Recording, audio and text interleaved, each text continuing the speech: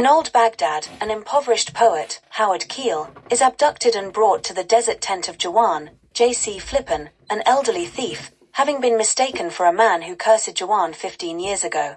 As a result of the curse, Jawan's beloved son was kidnapped, and Jawan longs to find him again before he dies. The poet asks for 100 gold pieces to reverse the curse. Jawan agrees and returns to Baghdad to look for his son. In Baghdad, the poet's daughter, Marcina, and Blyth, meets and falls in love with the young caliph, damone, who has been traveling incognito. They arrange to meet again that night. The poet is arrested when he begins spending his 100 gold pieces because his purse carries the insignia of a wealthy family that was robbed. At the Wazir's, Sebastian Cabot, court, he defends himself against the charge of robbery but also curses the Wazir. Jawan, brought before the Wazir on another charge, angrily confirms the poet's story and then notices a familiar amulet around the Wazir's neck. In this way, Jawan discovers his long-lost son.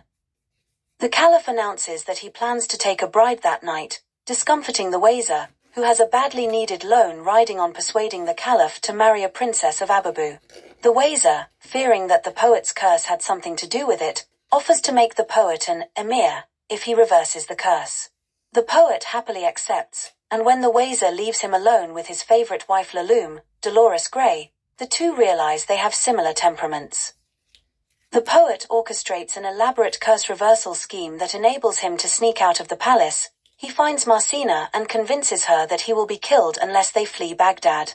Despite Marcina's protests, she wants to wait for her rendezvous and see the caliph's wedding procession. They flee. Word spreads that the caliph's bride was not there when the caliph came to claim her. Since the curse reversal seems to have worked, the poet leaves Marcina and returns to the palace. The poet tells Laloum that he is worried about Marcina, and Laloum suggests that she come to live in the palace. Marcina arrives and confesses that she has fallen in love but does not know her beloved's name. Laloum hides Marcina in the harem for her own protection, but there the caliph sees her and believes her to be a wife of the Wazir. When the Wazir privately congratulates the poet on bringing the caliph's true love into the Wazir's own harem, the poet realizes that the caliph is Marcina's beloved. At a ceremony planned to choose a new bride, the poet tricks the Wazir and, almost, drowns him in front of the caliph and the crowd.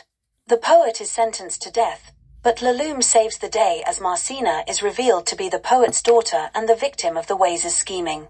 The caliph sentences the Wazir to death and the poet to exile. The poet agrees, but asks to take the soon-to-be-widowed Laloum with him.